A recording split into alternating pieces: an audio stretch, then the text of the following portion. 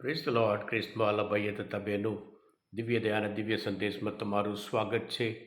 ફેબ્રુઆરી 19મી તારીખ. આ સંદેશ સાંભળવા તમારા સૌ માટે પ્રાર્થના કરું છું. તમારા બાઇબલ લઈ લો, પ્રભુના વચન સાંભળીએ. લૂકનો ગ્રંથ 9મો અધ્યાય 22થી 25મી કલમ સુધી. ઈસુએ કહ્યું, માનવ પુત્ર પુષ્કળ દુઃખ વેઠવા જોઈએ. પ્રજાઓના આગેવાનો, મુખ્ય પુરોહિતો અને શાસ્ત્રીઓને હાથે તેનો અસ્વીકાર થવો જોઈએ. તેને વધેરાઈ જવાનું છે. ત્રીજે દિવસે પાછા સજીવન થવાનું છે. પછી તેમણે સૌને કહ્યું, જે કોઈ મારો અનુયાયી થવો માગતો હોય તો તેણે પોતાની જાતનો ત્યાગ કરવો જોશે અને હરરોજ પોતાનો ક્રૂસ ઉપાડી મારી પાછળ આવવું જોશે. કારણ જે કોઈ પોતાનું જીવન બચાવવા મથશે તે ખોશે, અને જે કોઈ પોતાનું જીવન મારે ખાતર ખોશે તે બચાવશે. કોઈ માણસ આખું જગત જીતે પણ પોતાની જાતને ખોઈ બેસે અથવા હાનિ પહોંચવા દે તો એમાં એ ખાટ્યો શું? આ પ્રભુની વાણી છે, તે આપણો આધાર છે. ખ્રિસ્તમાં ભાઈ તબેનું બાઇબલમાં આપણે માટે અમુક વિરોધાભાસી નિવેદન, પેરાડોક્સિકલ સ્ટેટમેન્ટ કહેવાય. એટલે વિરોધાભાસી નિવેદન આપણને જોવા મળે છે. આજના શુભ સંદેશમાં જે કોઈ પોતાનું જીવન બચાવવા મથશે તે ખોશે, જે કોઈ પોતાનું જીવન ખોશે તે પામશે. જેની પાસે હશે એને વધારે આપવામાં આવશે, જેની પાસે ના હોય જે છે એ પણ લઈ લેવામાં આવશે. જે છેલ્લા છે તે પહેલાં થશે અને જે પહેલાં છે તે છેલ્લા થશે. આવા વિરોધાભાસી નિવેદન, પેરાડોક્સિકલ સ્ટેટમેન્ટ આપણે જોઈએ છીએ. આ સરફેસ પર સામાન્ય રીતે જોઈએ અર્થ વગરનો રસ છે, આ કેમનું થાય? પણ પ્રભુ યેસુ આવા નિવેદન દ્વારા એક ઊંડો અર્થ સમજાવે છે. પ્રભુ યેસુ પોતે પોતાનું જીવન માનવ જાત માટે ખોઈ નાખવા માટે આવ્યા. જે ખોશે તે બચાવશે, જેથી કરી આપણે બધા જીવન પામી શકીએ.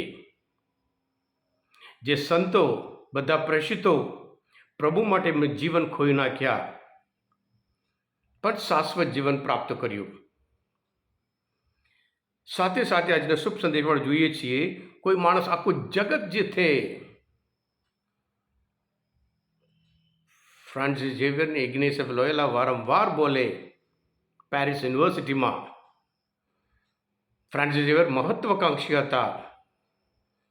દુનિયામાં સૌથી વધારે શ્રેષ્ઠ હોશિયાર થવા માટેનું એક લક્ષ્ય હતું, એમ્બિશન હતું.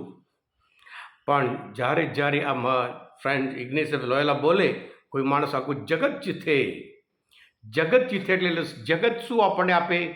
જગત આપણને પૈસા આપે, હોદ્દો આપે, સહવટ આપે, પાવર આપે, અધિકાર આપે, સુવિધાઓ આપે, પબ્લિસિટી આપે. આ બધું દુનિયા આપે છે.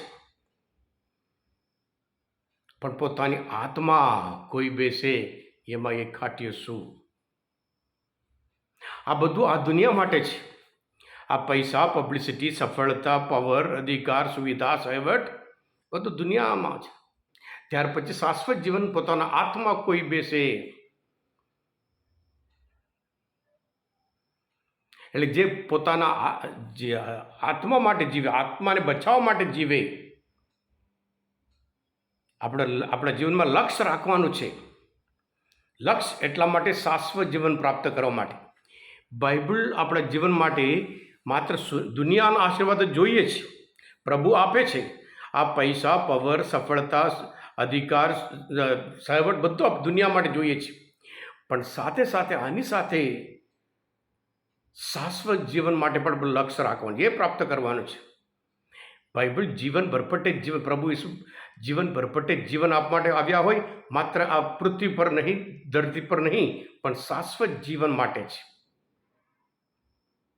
આ દુનિયાવી બાબતનો અંત આવશે, પણ પ્રભુ યેસુ જે જીવન આપવા માટે આવ્યા હતા એ શાશ્વત છે. એટલે આ તપૃત દરમિયાન ઘણી વખત આપણે દેવળમાં જઈએ, પ્રાર્થના કરી કે માત્ર દુનિયાવી બાબત માટે હોય, પૈસા માટે હોય, પાવર માટે હોય, નોકરી માટે હોય, ફોરેન જવા માટે હોય, લગ્ન કરવા માટે હોય, બાળક માટે હોય, એ બધું દુનિયાવી બાબત છે. પણ સાથે સાથે શાશ્વત જીવન માટે આપણે કેટલી મહત્વાકાંક્ષા રાખીએ. મહત્વાકાંક્ષા જીવનમાં જોઈએ છે, એ લક્ષ્ય છે. કારણ કે એ પ્રમાણે આપણે મહેનત કરવાનું છે અને જીવનમાં આગળ વધવાનું છે. જેવી રીતે દુનિયાવી બાબતમાં અને એવી જ રીતે શાશ્વત જીવન એટલે શાશ્વત જીવન પ્રાપ્ત કરવા માટે પણ આપણે મહત્વાકાંક્ષા રાખીએ. આ તપૃ દરમિયાન ખાસ કરીને પ્રાર્થના દ્વારા, દાન ધર્મ દ્વારા અને ઉપવાસ દ્વારા. હા કૃષ્ણવાલા ભૈયતા બહેનો, આજના મનચંદ્ર શાસ્ત્ર પર સમજવા માટે, પ્રભુ શ્રી ઓળખવા માટે બધું તરફ ત્યાં હોય, તમે પોતે દિવ્ય અને દિવ્ય સદી સબસ્ક્રાઈબ કરજો અને બીજા માટે પણ ફોરવર્ડ કરજો. કારણ તમે બધા આશીર્વાદિત છો, અભિષિક્ત છો. પ્રભુ ઈસુ, હું તમારામાં વિશ્વાસ રાખું છું. બોલો દિવ્ય દયાનો જય. God bless you all. Jesus I trust in you. હા કૃષ્ણવાલા ભૈયતા બહેનો, સલૂન ચર્ચમાં આ તપૃત દરમિયાન દર રવિવારે પણ સાંજે ખ્રિસ્ત લગ્ન થશે.